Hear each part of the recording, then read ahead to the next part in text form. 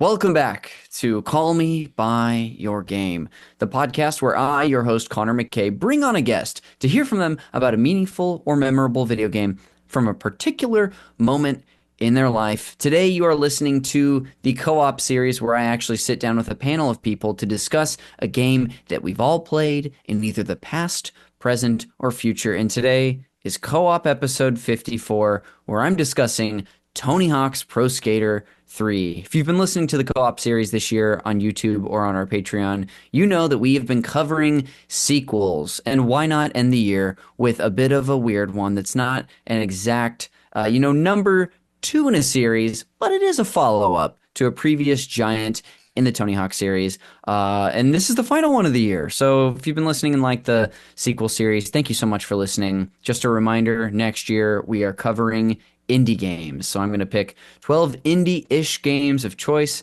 to do this in the same exact format starting in January. Little bit of housekeeping up top too is that if you are watching on YouTube and you want to get these in their audio format, you can subscribe and support us on Patreon at patreon.com/super NPC Radio, where this is available at the $10 Engineer Toad tier every single month. And if you're listening on Patreon and you want to see a video version of this, go to our YouTube. Check it out. We all look really cool. I guarantee it. And last but not least, you can follow us on social media and everywhere. That'll do for the housekeeping. And I'll finally introduce our panel of guests, our skaters for today's episode. And I'm really excited about this crew because, yes, way back when, I believe it was co-op episode 3, we covered Tony Hawk's 1+2 remake, and I've got that entire crew back today to start grinding and I don't know, half piping. Who's to say? We've got 3 wonderful people joining me today. Please welcome first writer Jacques Mouledoux. Hey Connor, glad to meet you. Hey, glad to meet you too, pal. This is where when we've got 3 people whose first names start with the letter J, and you being one that has A after the J, the alphabetical, alphabetizing has helped you in this day. How do you feel about that? I love it. I wish you hadn't explained this. It kind of takes away the moment for me, but it still feels pretty good. I wanted you to feel that moment of bliss of being first and then just to be cut down immediately. Jacques, so glad to have you here. We're also joined by writer and soon-to-be student. It is none other than producer of this podcast, Jeremy Schmidt. Woo! Thanks for having me, buddy. Good to be back. You're welcome, buddy. I'm not going to explain why I called on you second, but it might be the same reason I called on Jacques first. And then last, we also have writer and performer Joan Ford. Joan, welcome back. Hi, Connor. Good to be back. Wow. Look at us skaters. We've got our gear on. We've got our that thing where you kind of like rest your foot on the skateboard so it sort of leans up at a 45-degree angle on the ground. We're all ready to drop into this half pipe. And folks, I'm so happy that this worked out. I like to curate these groups for these episodes in very specific ways. And we did that episode 4 years ago, and I'm sure we're all so much more wise and wonderful than we were back then. And like I said, listener, today we're talking about Tony Hawk's Pro Skater 3. We're going to begin by discussing each of our personal histories with the game, no matter how deep or shallow. Joan, since we were just with you, let's start with you. What's your history with Tony Hawk 3 and maybe the franchise in general? These were games I played a lot in high school. I love these games. I will be 100% honest and say, I think 3 is when I officially discovered, came into it. I think if I'm remembering correctly, I think 3 was the first one I played. So this is the one I might have the strongest association with. I remember a friend getting it in high school, and us all playing it on, I want to say, his PS2. Ooh. Yeah, it was long enough ago now, and it's hard to remember. But this is I think this is the one where I kind of really discovered the game. I don't know. It's just it's one of those games that has along with GoldenEye and Mario Kart, it's just deep high school like late 90s, early 2000s high school ties for me. So yeah, that's kind of what I remember about it. I mean, like honestly, like level wise, I'm not. I'm really curious to ask like years down the line, level wise, song wise, do any one of these games particularly stand out for anyone? Like, or does it all like kind of blend together into one like kind of like stew of like like Tony Hawk? Yes. Like yeah, like what I remember the most is like the things that stand out to me, but like in no are like the Goldfinger song, which wasn't on this one, and Yeah. like I was like, oh, like I was like looking, how do I like want to because to play it this time, Connor very nicely like lent me his GameCube, The and I was like, GameCube.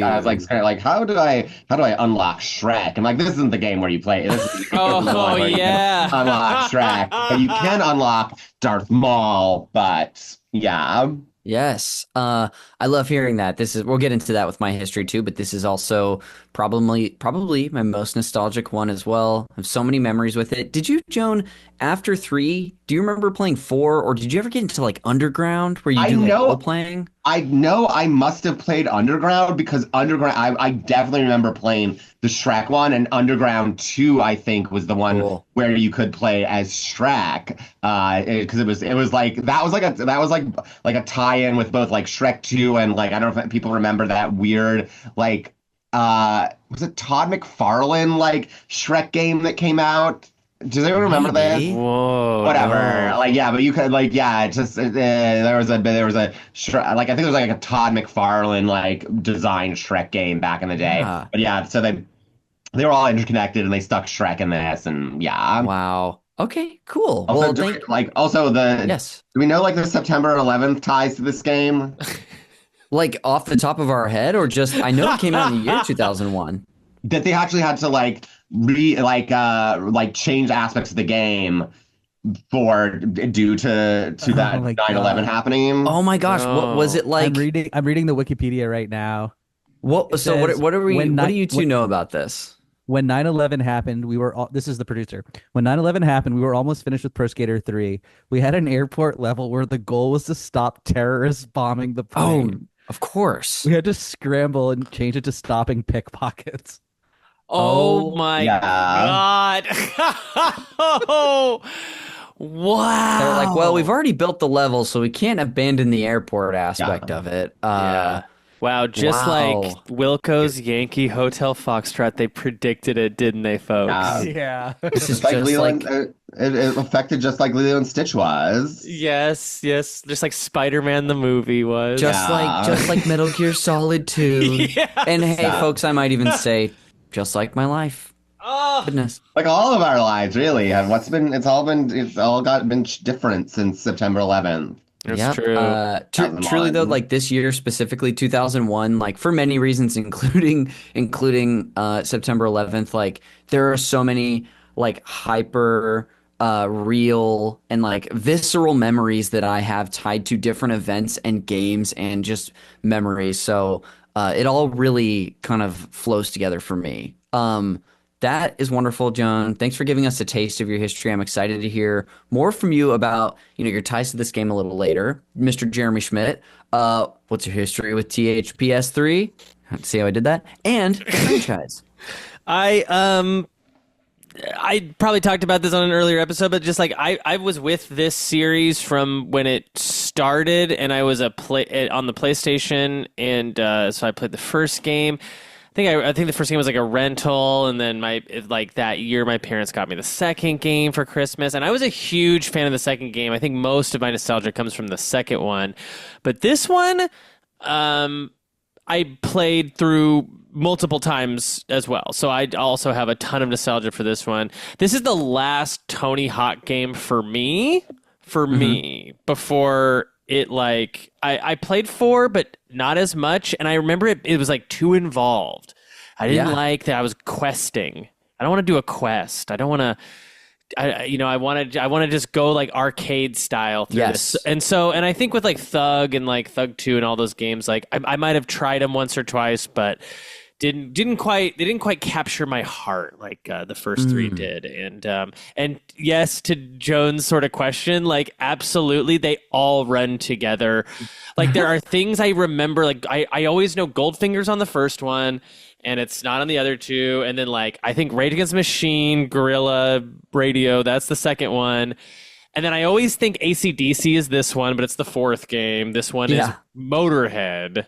Yeah, does the opening, and but specifically the stages too. Like if you asked me like what late game stages are in which game, I would be like, I have no freaking idea. But this is the first time we get Bam, baby, Bam Margera.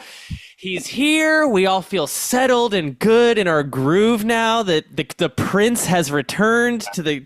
Can all say Viva la Bam. Yes. I have, by the way, just side note, I have like the coolest tabs up on my computer I've had in many, many years because of this podcast. I have obviously the Tony Hawk one. I have a whole wiki article on Private Carrera, one of the hidden characters. I have a Wikipedia article open for Jesse Margera. Jesse, the brother from CKY. And now I got this Todd McFarlane Shrek game up. I got the coolest tabs ever. Cool. What a melting pot of like early 2000s culture. I love it. Gosh, truly. The other thing that is also I'm realizing makes me blend these games together, like talking about the soundtrack, is that I forgot that we played this on Xbox Lock, and I forgot that you could import songs off of CDs onto your Xbox and then make that the soundtrack. So I would do a lot of that too. So I'd be like skating around. Like I think I did like import the entire like original Shrek soundtrack on there. And then I'd be like, skating around to like more Smash Mouth. Smash Mouth, all Smash Mouth. The Mystery Men soundtrack. Oh, the soundtrack. It was my goodness. I think, Joan, you talking about the Xbox, I think did you play like a version of 2 on the Xbox as well? Because I have this in my brain. I think I did play a version of 2 on the Xbox because I definitely remember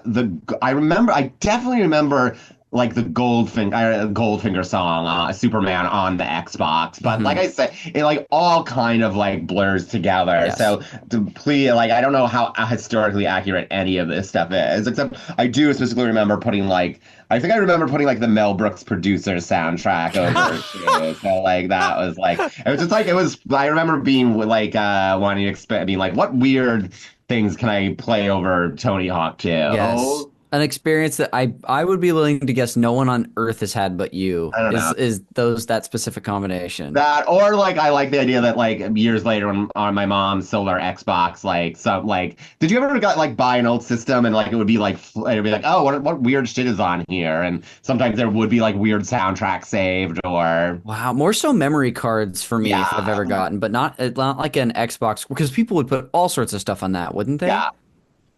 I once sold I remember selling my Xbox 360 and being like, someone's going to get a lot of free Scrubs episodes. Scrubs from the ABC, like, iTunes, whatever store, QuickTime store. Gosh, that's so good. Jerry, you were talking about how 3 was kind of like, at least at the time, one of the last big ones. I know that you and I both played Tony Hawk Pro Skater 4 last year. Right. What was it like playing that for the first time?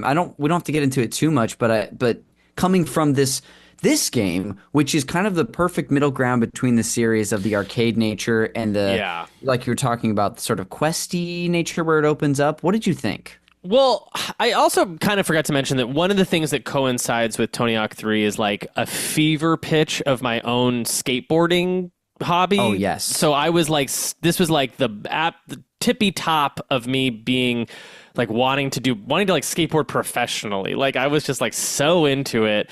And of course the Jackass movies are like happening around this time too. So it's just it couldn't be a better time for me. And then eventually this all just kind of dies out, right? Like I lose my interest in skateboarding just a tiny bit by the time 4 comes out, and so I'm not quite as hungry for playing the Tony Hawk game at the time. But I loved playing 4. I was it's not as complicated as I thought when I was 13 or whatever. It's like it's actually quite simple and easy, and like it's really a great game, and I had a lot of fun doing it.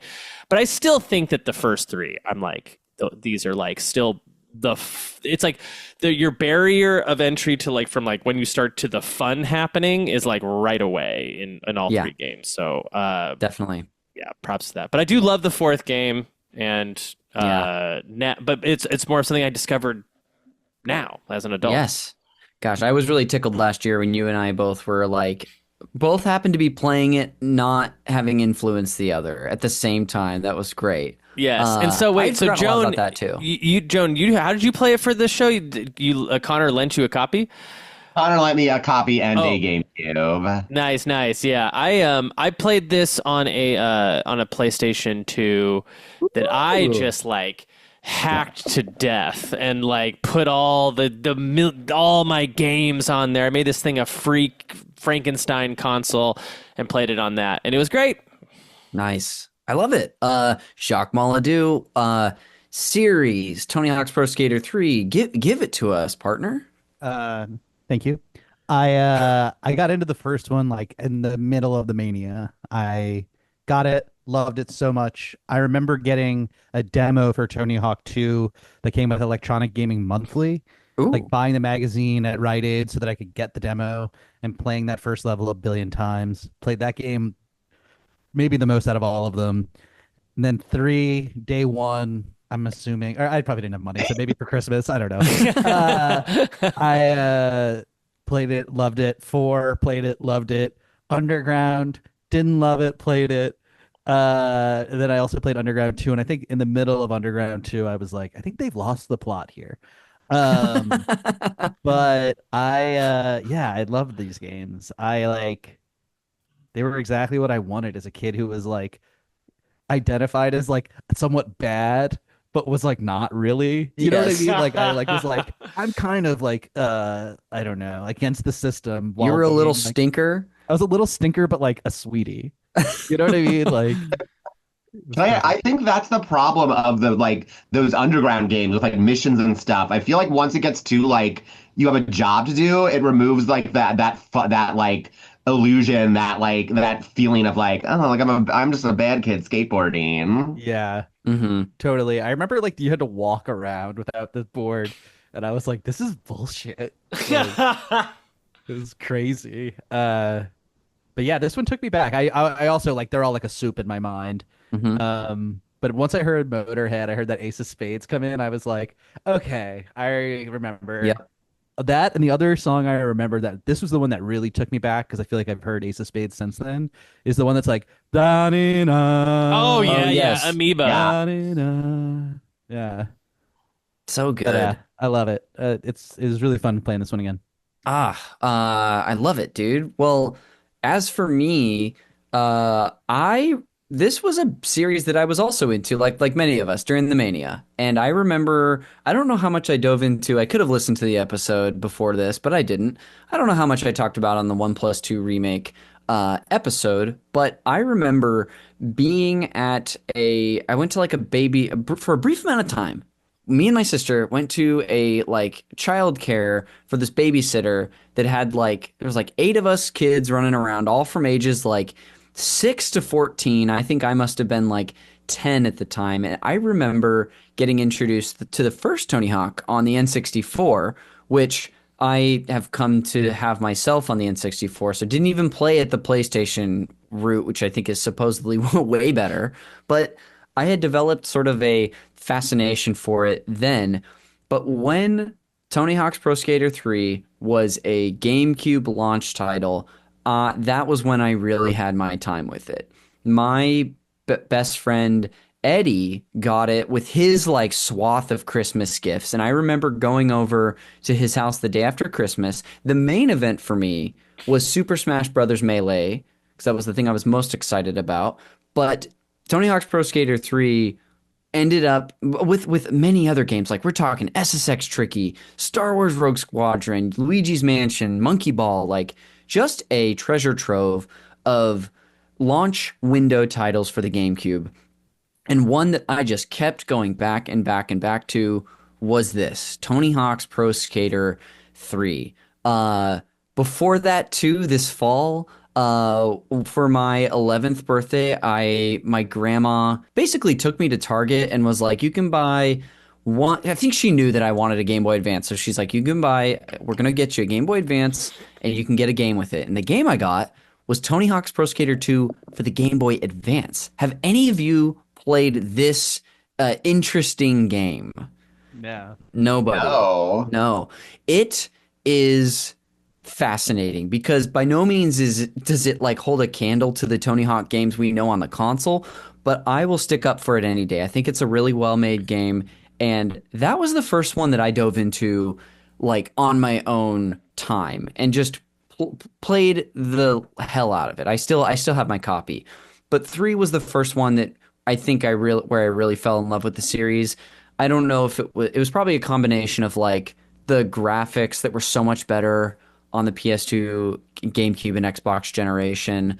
But yeah, 3 I could talk about forever. We're going to talk about forever today. It's the one that kicked Jeremy was talking about his skateboarding phase. This is the one that kicked me off into my first of 3 skateboarding phases that I would have in my life. And when I say phases, I mean like 2 months where I would really try hard to kick flip on a skateboard and ride it around. Can I say my phase with skateboarding? Please.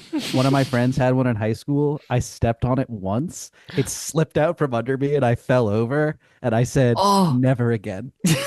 Yeah. And I have no balance at all, it turns out. Oh, I never skateboarded, but I was like, I feel like there was like one of these kids, but I was like that's when I was really getting to like, oh, like I had my first like little camcorder. So I would like be the person, like I would be like I would do all the like filmmaking, videotaping of like my wow. friends skateboarding.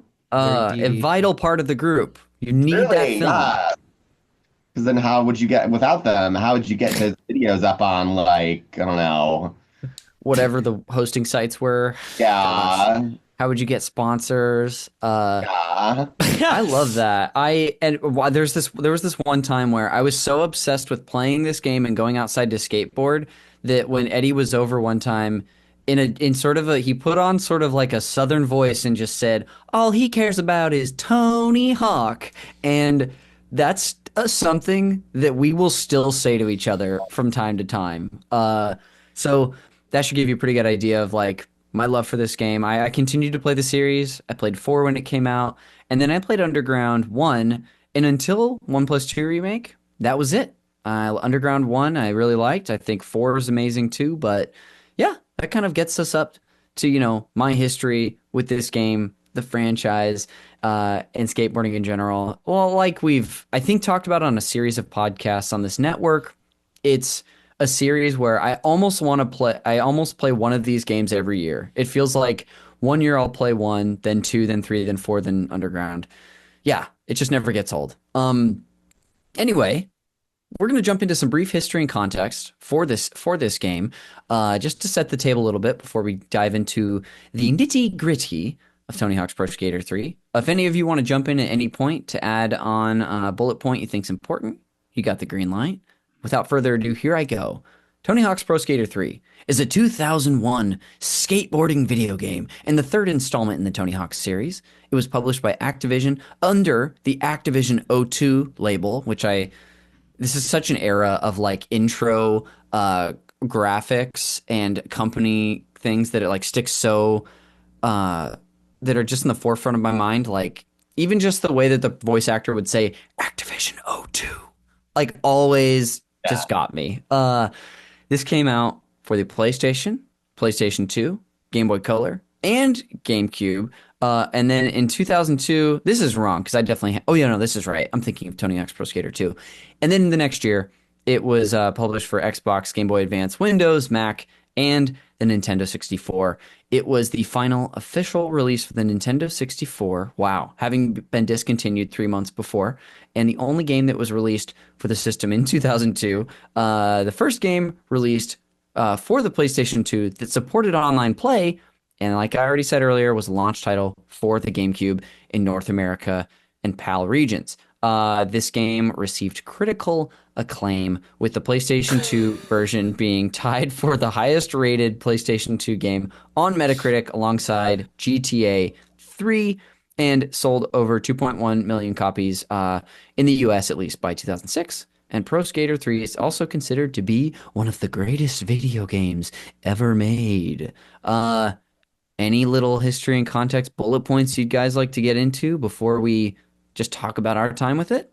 Well, first we have to call out Jacques. Everybody needs to call out Jacques for his nasty move he did on the pod. What? Invoking Don Vito at a time like this? How dare you? Oh, that's who that is. Okay. Yeah. And that's is that a mug shot of Don Vito as your background? The YouTube viewers can see this right now. I don't remember this. Don Vito went to jail. Yeah, he did. Unfortunately, he did. I don't remember, and I feel like it's only the worst thing you could do, so let's not look it up. Oh, Wait, no. what? Wait, was it? Wait, which one was Don Vito? Wait, I'm sorry. He's Bam's I'm forgetting my Bam uncle. history. I'm removing it before I find out. He's Bam's uncle. He went to prison for the most awful thing you could probably imagine. I think he's dead Sorcery. now. I do think he's dead now. He's dead. Wow. Well, glad we got to have that little moment come Just up. completely destroying the good Margera name. Yeah, Here, nothing else to put down. 9/11. Yeah. All tied together. Don Vito. Wait, now I'm looking up Don Vito. Okay. You got it. You got to see. We're just going to hear Joan gasp at several moments in the podcast reading this Wikipedia entry. Just keep going. I'm just going to read through the Don Vito. So far, Perfect. good.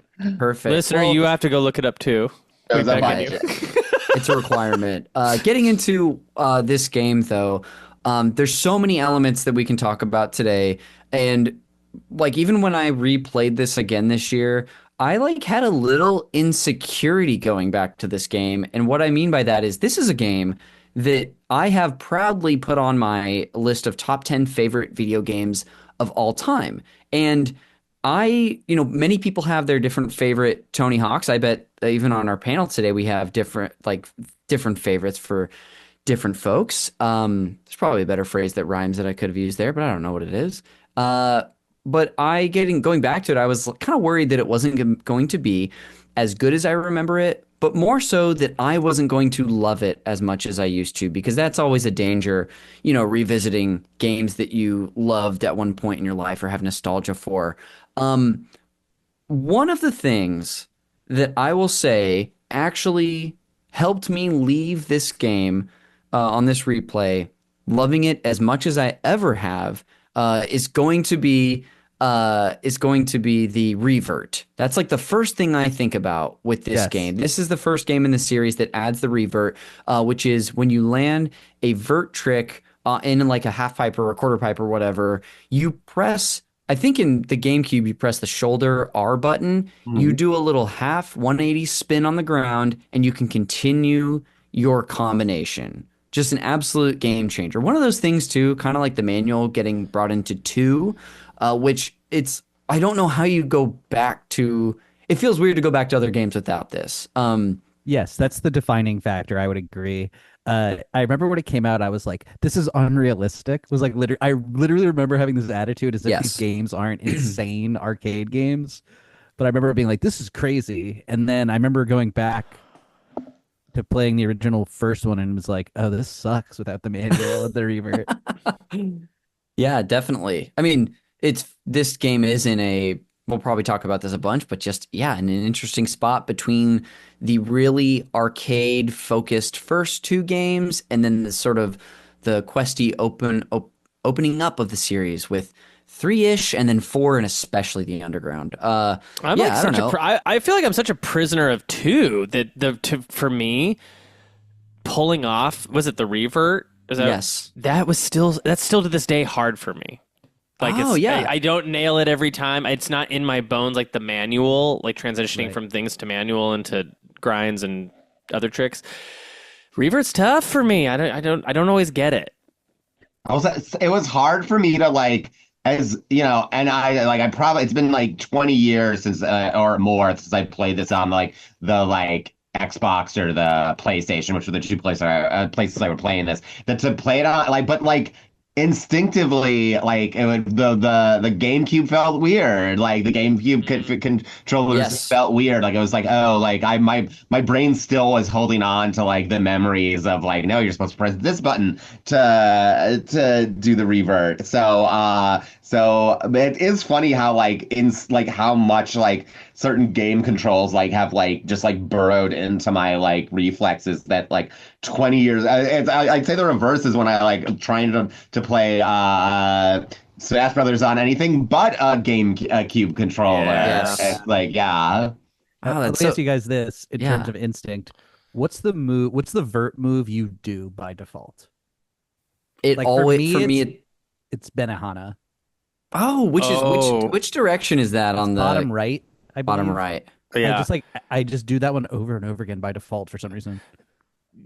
That's interesting. I just go to the left or right, circle left or right, like I'd that. say the same. Yeah, that'll get me going, and then once have momentum, I'll start to like futz around with the other ones. But did you guys ever customize your tricks for your Well, characters? sometimes, usually just the specials. I would kind of leave most Yeah. things alone unless it was like something I couldn't pull off with the standard scheme. Then I might futz with it. Yeah, Your yeah, Christ airs and whatnot. Mhm. Yep. right. Yeah, that would I would oftentimes go into a character and just take out certain vert tricks that I thought that were just like sometimes too hard to land or a little too tricky to land, Yes. and then Yeah. replace them all with the easiest ones, at Yeah. least on my basics, so I could like Sure. I could just roll them over and over and over and over again. Yeah, like Overcrook sucks to land. Yeah, yeah. like, There's it's some that are tough. Yeah. And there's like- there's some directions that I just don't go to that very often when I'm going up a Like pipe. up. Yeah, truly, because Yeah, then you have to get momentum twisting, so it's really hard unless you're just gonna like hold a nose grab. Jacques, mine is the melon, which I at this point I can't even tell you if it's left or right. think it's just left. it's just the one that I abuse. And then I mean on that same subject too, the melon is pretty easy to land because it's kind of like your board is already facing the direction that your feet are going to reset once you let go of the grab. But there are some like that I don't have fully in my bones of I'm trying to think of some of them. Like maybe Benihana is one where it's like, Stalefish, I think, is one that is like so hard for me to understand. Like, because it's you have to land him kind of crooked for him to Yes. adjust back the right way. Yeah. Christ air is hard too because I think you have to come back on the half pipe like facing it, you might, right? yes. Because then he Right. twists at the last second, or they twist at the last second and then they land. Yeah. How much did you guys like internalize and like practice these tricks? Because I'm gonna be honest, like I feel like I was always just kind of like, well, whatever. Like I don't know, like I like all these. I mean, like I'm like the tricks had names. Yes. Yeah. Yeah, this is definitely 2001, 2002 memories coming back. Yeah, yeah. This Big is time. not like how I would play it today. Okay, yeah, I'm- I mean, I guess I do remember, like, yeah, I guess every time you did a trick, like a little thing, like you just did this trick popped up, but I never remember. Maybe I did, and my those memories have flown away. But yeah, can't tell you what I did the most. Press the left or right. Yes. Yeah. I'm an insane numbers person. And so I'm like, okay, if I did Benihana this time on this sequence of tricks, I have to do one of the other directions. So I'm going to do nose grab. I'm going to do method. I'm going to do melon. Yes. And I'm like, if I don't get a 99.9 rating in this competition, I Yeah. Yeah. will literally die. Jacques, like my brain, I realize is performing not calculations, but it's like doing a memory check of like as I'm going up a ramp or about to land on a rail where I'm like, oh, doing the same thing you do where I'm like, oh, I've been doing too many nose grinds or 50-50s. I got to do a tail grind or like I've been heel flipping. So let's shove it. And I don't even know where they are. I'm just pressing a different direction with the input. Definitely. Yeah, it's fun, but I also very it's only in these games to like reach the highest echelon of point tapes that you can get that I'm going to special tricks because I usually kind of stay away from some of them except the grind tricks because I feel like they're a lot easier to input in a shorter amount of time rather than like a 900 or something that feels like it takes forever. I didn't do a special trick once this entire recent playthrough. I forgot they existed until you brought them up. And I was Yeah. like, oh, Oh, right. You can make them really easy on yourself by like only ever assigning them to like left right or right Yes. left. Oh, yeah. But you know that will only get you 2. Then there's like you can have a lot more of them if you want. Yeah. But yeah, This I mean all- that's how you win those competitions. That's the only real reason you need to get like high scores a lot of times because you can get those best scores in each stage pretty easily, I think, without doing a lot of business. You know, but some of those competitions I feel like are hard. Early on, especially too. Like the later ones, those death thresholds really rise. But I think you're right. Like earlier on, and you can make plenty of mistakes, which is like, see your skater just like need to go to the ER, but they get up totally fine. What? Go ahead, Connor. I'm sorry. I was just gonna say, this was getting us into that. This was all stemming from the revert inclusion in this game, and even that trick, I couldn't teach someone how to do it. Like tell you, okay, when you're landing your trick, that's when you want to, or whatever the frame is. I just know where it is. Yeah, Joan or Like Joan real or John. skateboarding, you just gotta feel it. Oh yeah. You're either born with the ability to revert Connect or with you're the not. board, dude. Yes. I'm sorry to jump around, but did anyone like play it, like finish with a character or get the video of a character? Hell yeah. Who did you No. get? Me? Yeah. You got videos? Like, what Oh. does the video say? Who do Okay, you I think, baby? Bam Margera with a bullet. I'm Bam playing. Bam He's Mar- you my, got he's Bam my Mar- he's guy. Congratulations! Here's a special video from my uncle. I'm eating it up. I'm like, Uh, yes, yes. Chad Muska's is incredible, and you have to check it out on YouTube because his whole thing is he's promoting his music career. Oh. That's He's like- amazing. He's like, I've got my MIDI controller and I got my skateboard. I can do anything. And he's like, awesome. and he's got like Reason open with his MIDI controller and his computer. I can make beats anywhere. Did he take off? Did I miss how big did his music career get? I think it's time to look it up. Please be better than the last search. Please be better than the last search. I mean, that was like a huge appeal, though, of this game, at least for me as a kid, was watching not just the videos for the skaters, but they had like the development crew made a couple videos, which were really charming. But this time around, I was Kareem Campbell in this playthrough. So whatever that video, I Nice. mean, I started playing this in like September, so it's been a while, and I haven't touched it since October, so it's been a little bit. It's so funny playing as the different characters that like early on in your like campaign as playing them, that's when they're the most unique. Like Yes. because each one of their stats are like so wildly different. So I think Kareem Campbell, if I'm not mistaken, is like more of a skate or I'm sorry, more of a rail Yes. like street skater type. By the end of this game, you have broken every character into being like like Tony Hawk stats of like being able to do 900s on a half pipe, and you can infinitely manual. That's what I love about this game is like breaking each one of these characters into like making them just these gods of skateboarding. Yeah. I do think there is some of the magic of it. This game is that it like balances the world of like what it is actually feels like to probably skateboard and like the fantasy version. I mean, I think that's true across like all of the like the best version of this game, but it is really that balance of like this feels real, but also like you're like, but oh yeah, I can skateboard through a glass plate window and be fine. They're so generous with the stat upgrades too, and those just feel good every time. Oh Yes. You know, they're just like throwing them at you, and you love it. yes. Gosh, they're good. There's a bunch in every level. There's cash in this game, right? You collect money throughout the levels, or am I thinking of two? That's not in this one. Okay. Did you collect the little? Did you collect the little like letters? Yeah. Yeah. Skate. Yes. Gotta get skate. Yeah. And this one too, we were getting into some of the things that, why I was, sort of hedging it as this like middle ground between what I love about the early games and the next couple that would follow is how it does open up. And this game does a couple things that I think are really fun in the levels.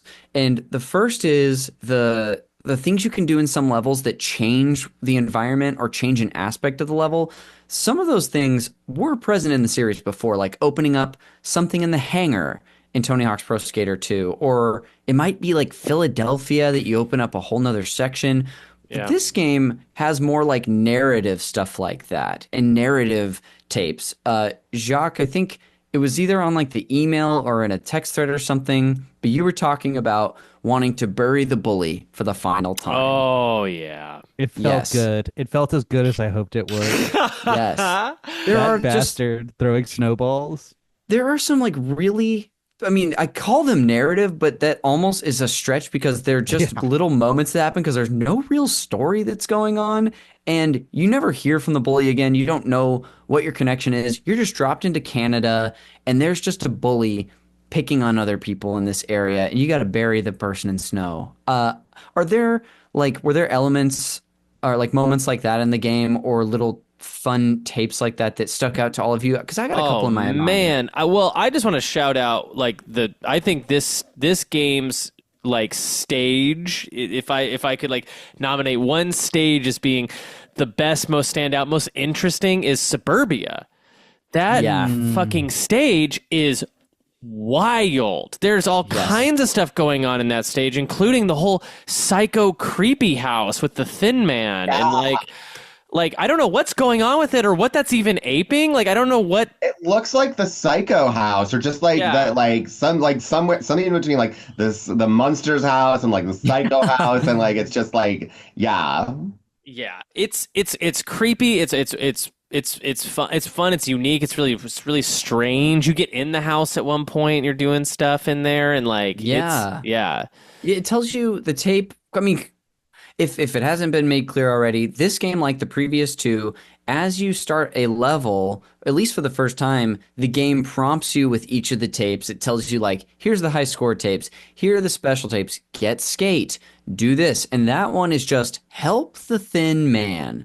So it's pretty vague. I think if you go near him, he might give you a little hint. Yeah, There might be like, he says, "Bring me a key." Is that what he says? I think so. And then it's like you Yeah. bring him an axe. Yeah. It's Yes. so weird. Which is like maybe in the construction area is where that's hidden or something along those lines. But Yeah. yeah, it does get into this really weird area. Jeremy, I also love the Suburbia area too. Of course, Suburbia happens to have just, of course, a set of half pipes set up just over on the left. And it's got this weird like. I feel like there's this like kind of class struggle going on in Suburbia where there's like the houses, and I think there's like some trailer park thing Yes, happening that's what it next is, to yes. it. Yes. It's clear like the town like there's stuff being built. Yeah, there's a lot of construction. I'll also say this stage is like not the most fun to play. I feel like it's hard to connect like tricks because there's like disparate things going on. Yes. It's chaotic. It's a little chaotic, but still great. Like I love it. I'm always thrilled to get to go through this stage again and like find all the things because I always forget like parts of it. Big time. It's like, this game allowing for more flow with the revert. You can just dance your way around a whole level if you want. This one is a more challenging one to implement that, not feature, but that sort of, I guess, play state or whatever you want to call it. Jacques, have you named like a tape or like a level that sticks out to you? That's interesting. The ones I really remembered were Airport, Foundry, and then I only got to play it a little bit because we were getting on here, was Yes. Cruise Ship. I did Oh, remember yes. Cruise Ship when I Cruise got back Ship. to it. I was like, oh, interesting. But yeah, Airport was I remembered. So that learning about the like changes they made, because I actually really enjoyed it when they were like, stop the pickpockets. I was like, that's fun. And to learn that was just used to be They're terrorists. terrorists at one Yeah. point. Well, it used to Yes. be stop the Don Vitos, but they had to change it once already, Yeah, and then it but- became change the stop the terrorists. Yeah. Yeah, I don't know. It was interesting when I got to the airport. I was like, oh, I remember this, and not just because it's a reskin of the mall. Yeah. Oh yeah. True. It is just a reskin of them all. I think so. It's not exactly that, but But it it's has even the structure's similar. yeah, the same design philosophy of like you're going down levels. Yeah. It also it Yes. came out a year later. There's no way they weren't just like, all right, we're copying this from this and this Oh from this yeah. from this. At the very least, they're like, well, remember how you start this one level like this and it's kind of just straight down into an area? Yeah. Yeah. Which one has is it 4 that has the make a level? This has a level Two editor had too. had a level editor as well. Oh, I Mhm. remember I actually got really into that. Yeah, that I was remember fun. that too. Yeah. That was fun. Come on, just putting like as many fucking like grind pipes in front of each other as Oh, possible. totally. Like We that was total excite bike Yeah, Oh it day. really yeah, was. yeah. Do you know? Does anyone know if you can do that in the 1 and 2 remake? Because that would be exciting with all these new assets. it's been I have not played it I think since we did our episode 4 years ago. Yeah, So yeah. I couldn't tell you That off the makes top of my sense. head. Joan, I know that this series can become like a soup, but at least from like maybe what you were playing recently, or if anyone does stick out, is there an area or a moment that sticks out to you the most? I guess the airport was the one. The airport, Yeah. Boundary were the two ones that really came back to me.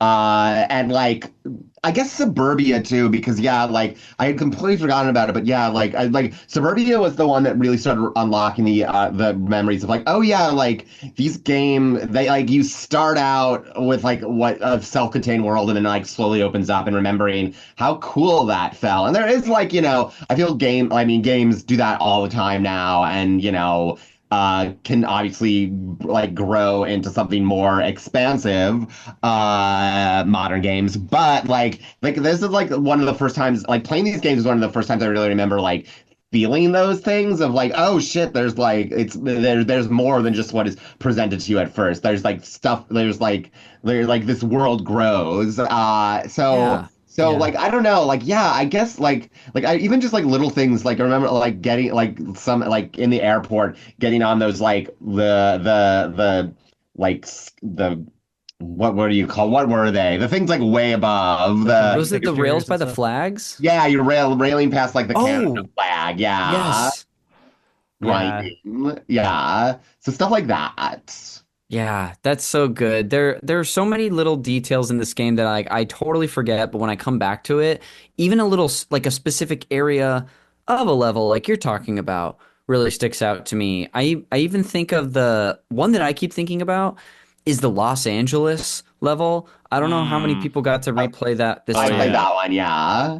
Yeah, it's so funny because I think it's supposed to be like downtown Los Angeles, like Pershing Square from the time. I don't know if that stuck out to anyone because I Interesting. looked up pictures of Pershing Square from the era, and it's got like those red balls, Okay. like almost like the Target red balls that are Yeah. in these like weird structures. There's the earthquake thing. Um, Yeah, I Yeah, assumed it was DTLA.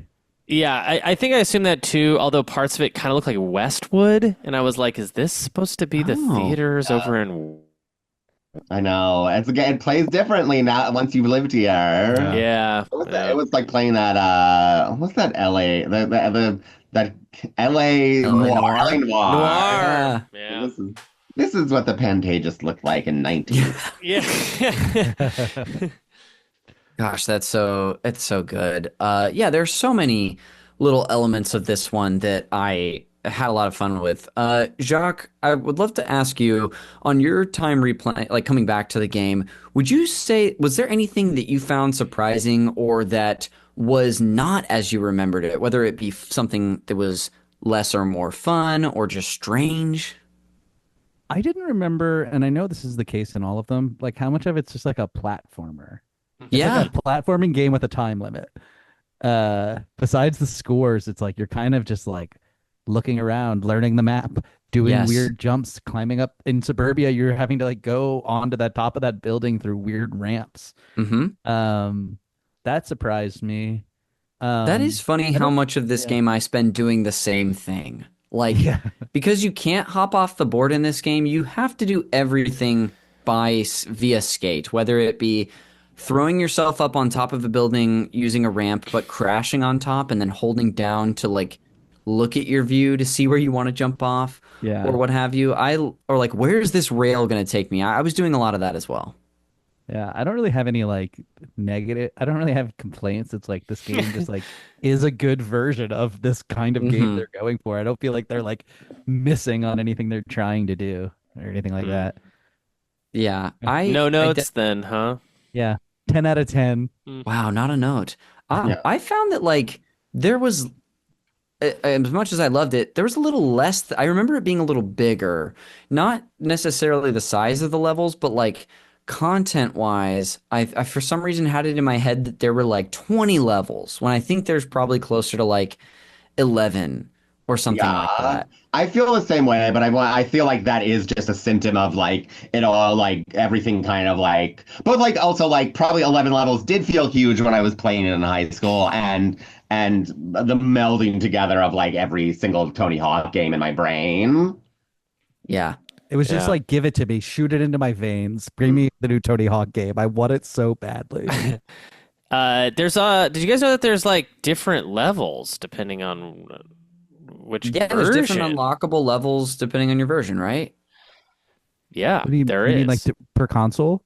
Yeah, per console. So like there's the main group that's like Foundry through Tokyo is the same. Which is 8 levels I'm seeing. 8. And then you have your next gen only batch, which is the cruise ship belongs there, along with Warehouse, Burnside, and Roswell, which are all ported from older Tony Hawks. And then Xbox only gets the oil rig, which is cool. Oh, I remember Oil Rig. Yes. Yeah, I never played the Xbox version, so that's interesting to know. And then the PS1 and N64 got Downhill, and then GBA got The Zone.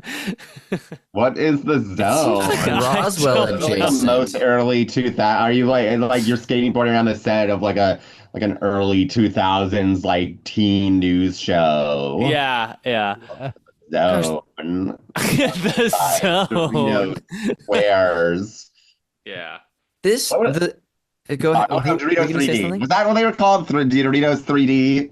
Mm-hmm. I don't know Mhm. why. Yeah. Yeah, it Like, feels Those were Doritos not 3D. good, by the way. No, they were. Doritos weren't meant to be in 3 dimensions. No, 2D is fine. Yeah. In the same vibe, I don't know why I'm getting Vincent D'Onofrio is coming to mind. I feel like he was involved in this energy somehow.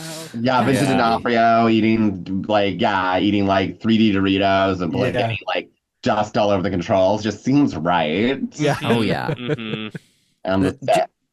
Jeremy, when you're going down this list of the levels, I'm seeing the same one too. And like what the hell is the tie? Why did Xbox get oil rig? Like is Ah, was because- Microsoft in bed with big oil? It feels like that would have Well- been perfect for PlayStation 2 with the Metal Gear Solid 2 tie-in. Oh, yeah, that's it. Yeah, totally. Well, Oil Rig is ported from an older game.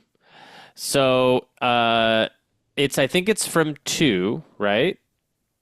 Could be. I'm looking it up now. Anyway, I think it's I think they wanted to have so around this time Xbox was obviously launching along with the GameCube, and Xbox had to have, anytime a game would get ported to the Xbox, it needed to have some extra thing. Like when Metal Gear Solid 2 and 3 got ported, it was like substance, they called it, or like Oh yes. Metal Gear 3, with some crazy subtitle, and it would have like extra features because the Xbox was so big and badass. It could like handle all these cool new little things, little bells and whistles. So I feel like this is just a product of that. Now, why the PS1 and N64 got its exclusive thing, I don't They had know. to feel special too. I just like that all they got was like, go downhill. You had to go Downhill, yeah. Yeah. Guys, Fun for you, right? Go downhill. I want to set us off on a mystery that we're going to have to answer, because if you look on the Tony Hawk wiki for Oil Rig origin, the origin of this level is unknown. I feel how could that possibly be true? That's why I'm saying it's up to us to get to the bottom Yeah. of it and edit the wiki, Gosh, oil rig, the Pacific Ocean. Other sources claim it's located off the coast of Santa Monica, California, which would Also put it in the Pacific Ocean. Wait, are they saying like where the oil rig is like supposed to be, or like where the level first showed up? I think they're referring to like where the level Where it's level supposed to be. Yeah. Okay, got it. Okay, that makes more sense. Okay, I was Yeah. like, just play the game. Just what game did it first show up in? That's the Apparently, I'm also reading on here that like in Tony Hawk's American Wasteland, the oil rig is located near Santa Monica, but we're not sure if it's the same oil rig. This is some like high level conspiracy stuff. Yeah, we've actually stumbled into. Gosh, they're, on the subject of these different levels per version, there are also a ton of unlockable characters in this game. We had been over a few of them. I think, Joan, you were talking about Darth Maul. Darth Maul, Wolverine. I'm seeing here Officer Dick, of course, Ollie the Magic Bum. I remember the one that stuck out to me as a kid was Kelly Slater, because I was like, I wasn't bothered by Darth Maul floating on essentially a hoverboard, but I was like, that's weird that Kelly Slater's doing this on a surfboard, which is like, who cares? It's Jeremy, fun. Jeremy, we also have the Demoness, which I do remember. The Neversoft Eyeball. There's a couple exclusive Doom ones. Guy for the PC port, which is cool. Doom Guy on PC only. Did all of the systems have their own special unlockable characters too, or was it just the PC port? It looks like there are a Xbox couple. Xbox got an unlockable just for it. It was the skeleton called X-Ray, and then in Japan it looks like they did get some like 4 Japanese only skaters like for their roster, which is cool. And then of course there's Private Carrera. Yeah. Which, Jeremy, I believe you had a statement prepared for us. I just thought this Wikipedia page, because I was like, Private Carrera, I was like, I need to remember who is this and like what's her deal. So Private Carrera, according to this Tony Hawk Games fandom, is a fictional female character which appears in several Tony Hawk's games. Private Carrera is a secret character featured in Tony Hawk's Pro Skater 3. According to the original game info, she is from Fort Worth, Texas, and her age is, quote, barely legal, gross, except in the Nintendo 64 port, she's 41 years old. Great. Huh. Barely legal to run for president. She goes from barely legal to run for president. She usually wears a white top and green bottom clothes, which is the weirdest way to write that sentence. Origin. Long-standing rumor in the Tony Hawk's Pro Skater community that Private Carrera was obviously named and modeled after adult film star Asia Carrera. According to Tony Hawk, though, and elaborated on by a former Neversoft developer, Ralph D'Amato, Private Carrera was created by Neversoft artist Noel Hines, who named it after the Porsche 911 Carrera. Weird. It's all, it's the all 911 Carrera. It's a conspiracy. Seems like an alibi to me. Yeah, well, apparently it was after his favorite car, not the porn actress. However, no one thinks that. And upon hearing the rumors that her character was based off of her, Asia Carrera ended up visiting the Neversoft office, being invited by Neversoft president Joel Jewett. According to D'Amato, many Neversoft employees were apparently thrilled to have Carrera visit the offices. I bet you were. Yeah. I bet you fucking were. Wait, did they say if the Porsche ever like went to the Neversoft offices? And got they treated didn't say right? the car never visited, I don't think. Yeah. Okay.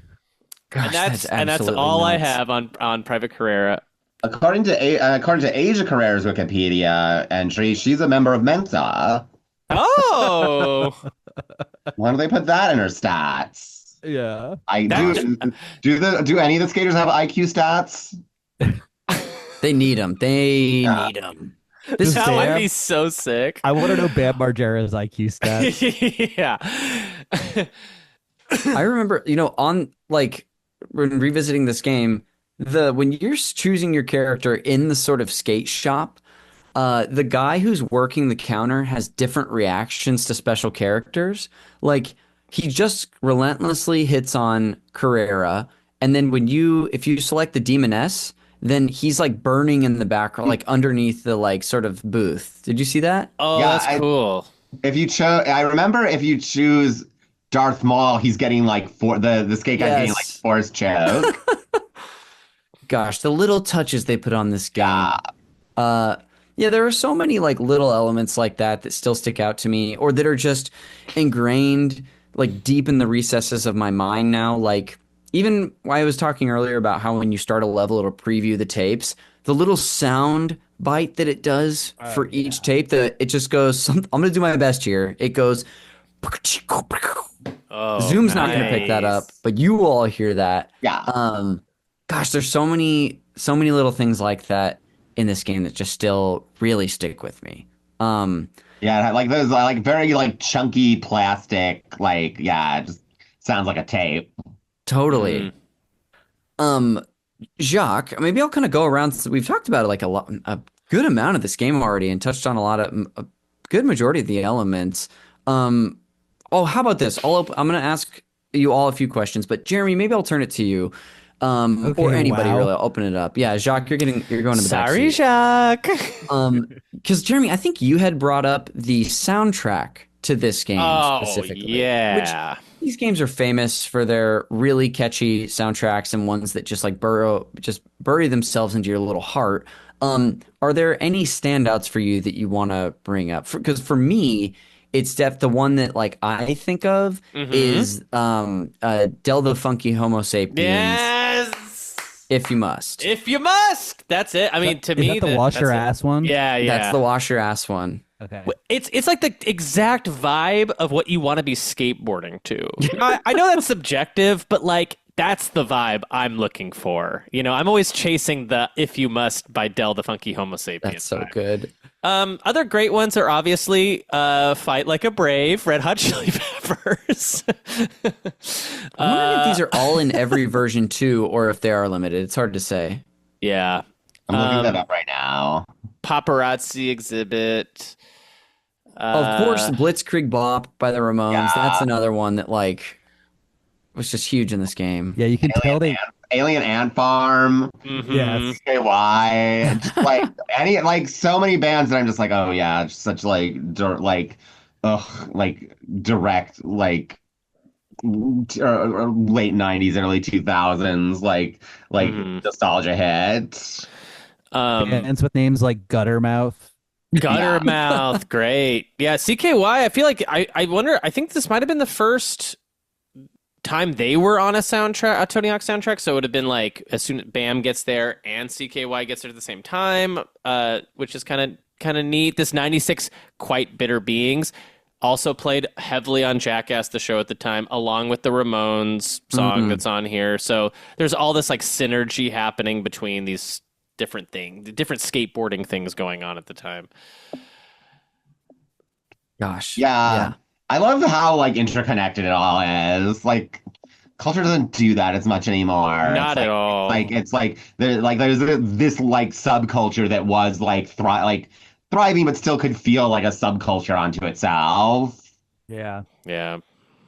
Yeah, just so much. There's just too much stuff available to kids these days to have this option. But Yeah. no, it does feel like such a product of that time. They were so popular and still felt punk.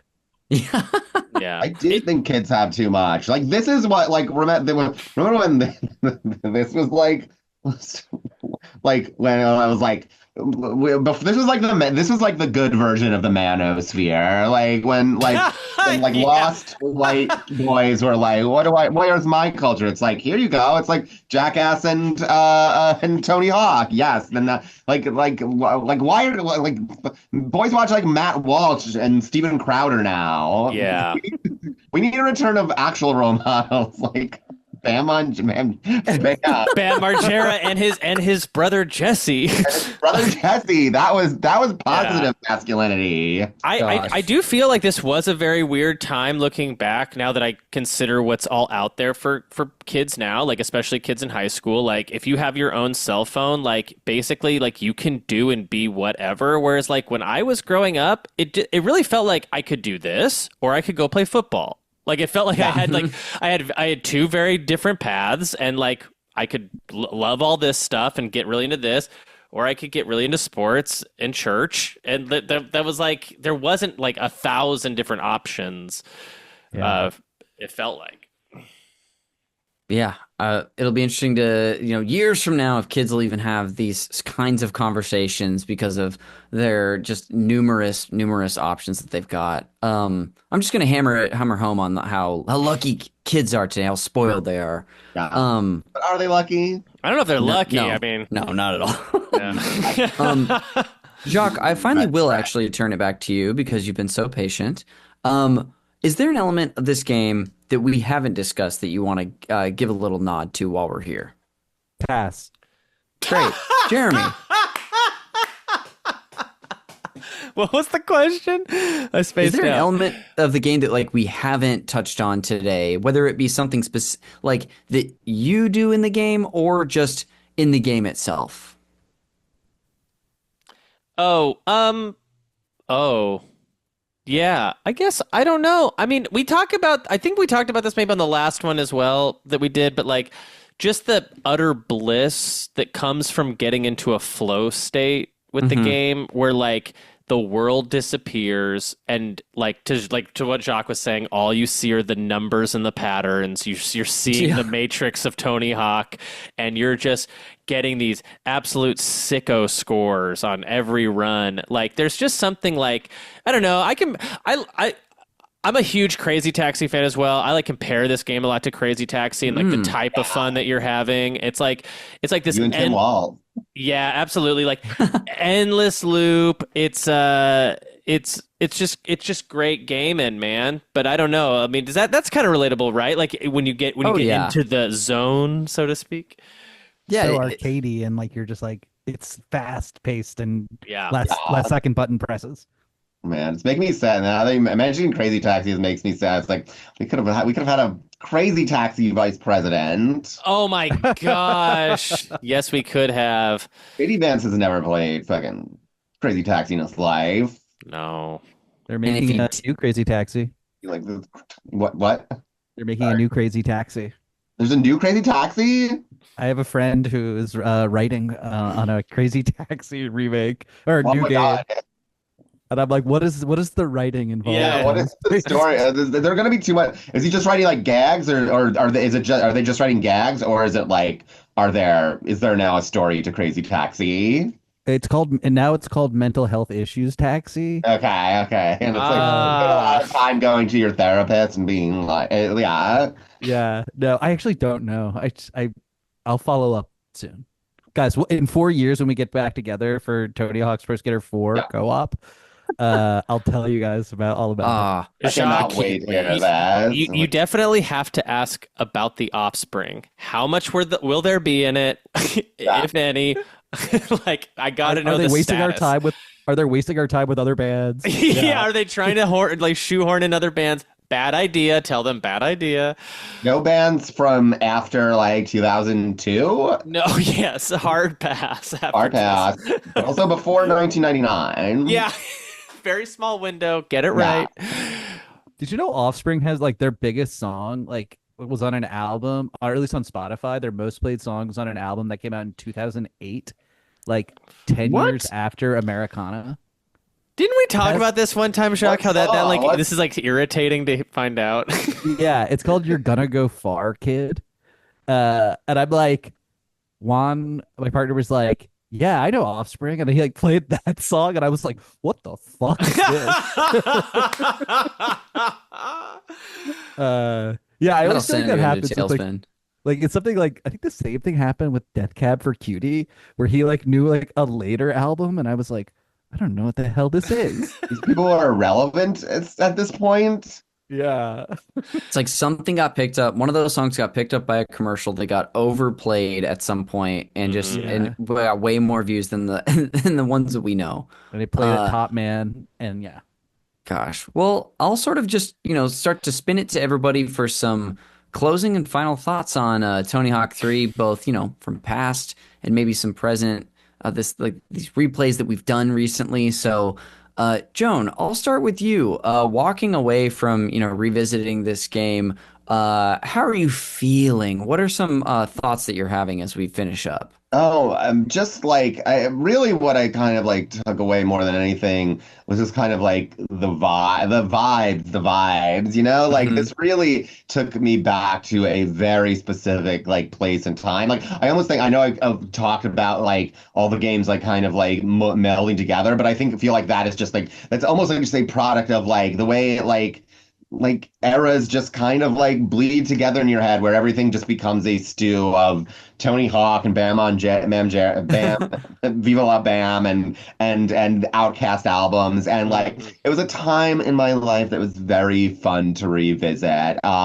Back when like yeah like you know like suburban malaise felt like a very real like important thing that I was dealing with and you know, maybe it wasn't as, you know, in the grand scheme of things, the word we're looking at now isn't like so like there's almost something like comforting to go back to the time when I was like when I thought the biggest problem in the world was like how do I escape how am I going to skateboard out of the suburbs? So this this was great. This was fun to revisit. Awesome. Well, thank you, and thanks for taking the time and being here. No Well, problem. I'll be sure to swing back for some plugs too. Jeremy Yeah. Schmidt, what are you thinking as you're leaving this revisit of Tony Hawk's Pro Skater 3? Um, this is like a yeah. I mean, one of the biggest and I think greatest arguments for games preservation right here, I think, is the Tony Hawk franchise, and there's a couple reasons for that. Obviously, you know, like these games are not available to play past the second one, which is a remake. So if you want to play these original sort of low poly versions of these games, it's just like you can't do it anymore, which is a huge bummer. And I think like that's not what we want. But then also I feel like the soundtracks are so iconic for them, and they're definitely getting tied up in like rights hell, licensing hell, which is probably a big reason why these games haven't been ported again and again and again and upscaled for new consoles. And yeah, and as we saw, even with the remake of 1 and 2, they had to leave songs off the soundtrack because they couldn't get everything. And I think it's a huge shame. And yeah, I think like to me these are a really compelling arguments for games preservation because I feel like whenever I like I'm like lamenting, oh, like why isn't games preservation more of a thing? A lot of people come up to me and kind of cynically say like, yeah, but like like these games are like aren't good and people aren't gonna like want to play them actually, and it's like, yeah, you're right, but not Tony Hawk. Yeah. Everyone wants to play Tony Hawk. Like, what are you talking about? Like, Yeah, these are I don't. Oh, sorry. I wanted to no, bounce no, off yeah. that. Just like I feel like that is not like you could make that argument for like any art form, but I think it's still like important to like you know like yeah like maybe like I don't know man look at train coming at audience isn't like exciting is the most exciting film to go see these days. Although I don't know, better than most, probably more fun than most stuff Netflix movies. But but like it's still like we preserve that. We recognize it as like, oh, this is an important like step in the evolution of an art form that we should like hold on to and remember and discuss. And like I think like it sucks that like video game like, you know, because of like almost the difficulty of preserving these things, like like video games kind of get a shaft. And I do think, yeah, we're gonna be like looking back, we're gonna be sad that we haven't like held on to these things in their like true like forms. Yeah, here. Well said. That's my feeling. It's just, and that was my feeling playing it recently because, you know, um, for whatever reason, I just was like, man, like this is just so fun in the hands. Like this is not getting old. It's just so fun still today in the same way that you might say about like the original Mario Brothers or Mario 3 or whatever. So, yeah, I want good things to happen for Tony Hawk 3 and 4 specifically. I want the Activision to remake these games in the same way that they did the first two games, and it looks like it might happen. So that would be really really great. Fingers crossed for that. Yeah, you're talking too, Jeremy, about that. You know, on the preservation subject too, there's preserving, you know, games and media, and then there's also like little packages like this one that I feel like have so many strange details about it and or things that are so specific to a time and place that make it even more interesting as a game. Like, 'cause you can go Yeah. play, something like Jack and Daxter and be like, wow, this is a really interesting look at like 3D platformers from 2001. Or you can look at this where you're getting like music from the time. You're getting You're Taco Bell ads from the time. Yes. Come on, Taco There's- Bell.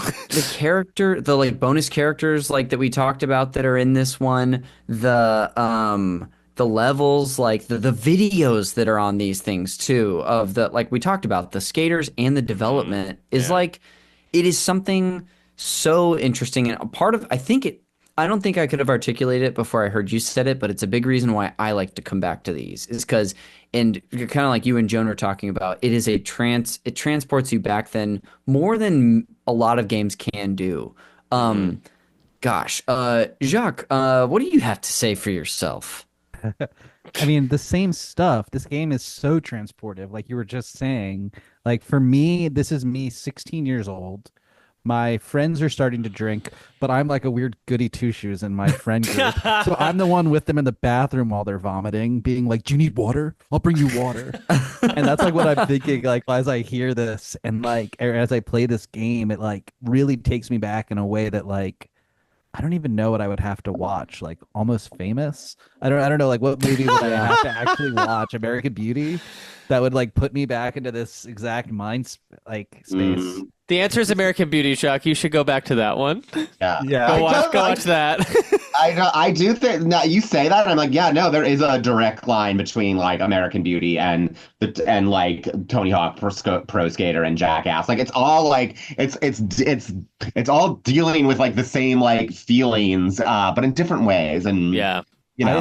I and agree. all of them have people in it that we don't like anymore. Like it's the suburban malaise element is what that you said, Joan, was like really struck a chord with me because it was like things were simple and I thought that my problems were so important that were then, and like not to downplay them, but like this game puts you back in that age and it's like it's like both nice and bad. And it's like awesome. So I agree with everyone saying about preservation because like you should be able to go play this stuff without having to emulate it, which you can do so easily, I will say. Thank God for the nerds out there who are making emulation so accessible. Yeah. I love you for fighting this fight. I agree. I will say I have a CRTV, so it was nice to like play it on just like that, but like Ah, slightly curved square Oh screen. my God. I do hear the recommend. ringing of the TV in your ears. Yeah, if you get if you can get a CRTV, go for it. It makes your life so much better. Oh wow. That sounds awesome. Not that I support and endorse emulation. It is fun though to play it. That's what I played it on too, Joan, was my own little like tube TV over here. And there's something about this era, even this era, where like it might be better suited for Super Nintendo / N64 when things didn't look quite good. But even this generation that is like this game's in 60 frames per second, which is nuts. And the graphics are so much better than the previous generation that it still works on this bad boy a little better to me than like an HD TV. Although Jacques, I mean, I don't know, maybe the version you emulated was gorgeous. It looked good. It Yeah? looked good. I don't know. Everything was clear. I appreciate that Yeah. there was no like blurriness. Yeah. Or, like, it almost anything can like that. expose I could see like, the pumpkins. I could find Yes. all the pumpkins. it can sometimes expose assets that just really look a lot worse when they're not on a tube CRT TV. Jacques, did you get to wrap up your thoughts there? Yeah. Okay.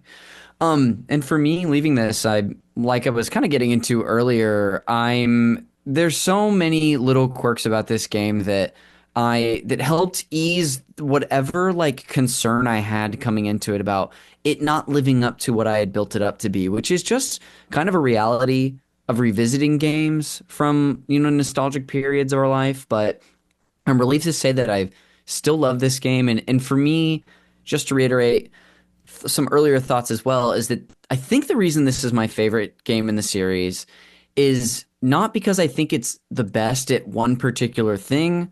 Maybe the gameplay. I actually might make an argument for that with the REVERT edition. But I think the arcadey nature and the perfection that is 2, and then the way the game opens up in 4 and 5 they all do so many things better than this one, but I think this is just like kind of the way that I look at Metal Gear Solid 3, even though that's not my favorite game in the series. I think this is I would make an argument for this being the best game of all of the needles that it threads so well and all the elements that it does, that just shine for it.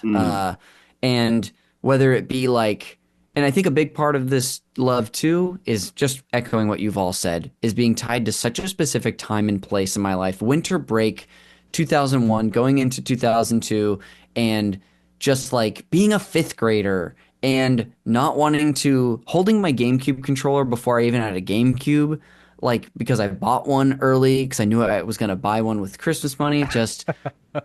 And of course, getting me into my first of 3 failed skateboarding phases. It's good stuff. Tony Hawk's Pro Skater 3, folks. If you can find a way to play it, I highly recommend it. Go see Fellowship of the Ring. Yes. Oh gosh. On a winter's night. It's also, if they're putting this game out again, put out the original airport version. Enough time has passed. We want to see it. What was the vision? Show us, please. I mean, I think we have the Strokes original album art now. I think they have New York City Cops is out. They still won't put out original Lilo and Stitch, where Stitch flies a plane into a city. I'm hoping in this live action one they got a little bit of that. Yeah. They better. Well, folks, on our way out for the skate crew here, let's do some plugs if we got anything we want to shout out here. Thank you all so much for doing this. This was so much fun, and I'm really glad that you took the time to dip into the game and to talk with me here on this podcast. Jacques, I'll start with you. Is there anything you want to plug, anywhere you want people to find you? Okay, if you're listening to this game if you're listening to this podcast in January 2025 or beyond, add the game Send in the Clown to your Steam wish list. If you like this podcast, you'll like the game. It's a comedic romp. Check it out. It's a guarantee. Jeremy Schmidt, Mr. Producer, thanks for doing this, bud. What do you want to plug? Of course. Video Games a Comedy Show, anywhere podcasts can be found. Listen to me there. And if you're listening to this on the Patreon, stay tuned for to that next Games Club, baby. Control, Are you kidding? That's going to be great. Very exciting. Joan Ford, what would you like to plug? You can find me on Instagram as Joan Haley Ford. And you can watch, if you have Disney Plus, watch Zombies, the animated series, a show I wrote for that's on there right now. Cool. Exciting. And for me, Connor, I'm going to go ahead and close us out with a bunch of plugs here. The show art for Call Me By Your Game is done by Glenn J. You can find him and his other great work on Instagram at glenn.j.ay. This show, of course, is edited and produced by Jeremy Schmidt. He already plugged his podcast, so I don't got to do it for him. You can, however, follow the show all over social media at Call Me By Your Game. We're on, Blue Sky, Twitter, and Instagram. There are links in the show notes to all that stuff. You can follow the network at Super NPC Radio as well on those platforms. Check out the Super NPC Games Club in your podcast feed, where you can hear our Legacy series that we've covered games in our book club style format. You can follow me on social media at Connor_McCabe or Connor McCabe on Blue Sky. Check me out on Twitch at twitch.tv/consiscool69. And then lastly, if you're here and you're not already a Patreon subscriber, you're watching this on YouTube, check us out on Patreon. There's a bunch of tiers there with bonuses for every single one of them. So if you like the conversations that I have with people about games, you're going to like a lot of what you find over there. Again, patreon.com/super NPC Radio for bonus video game podcasts like this one. And that'll do it for another episode of the Call Me By Your Game co-op series, the final one for the year 2024. We'll see you next year for our indie series. Bye-bye for now.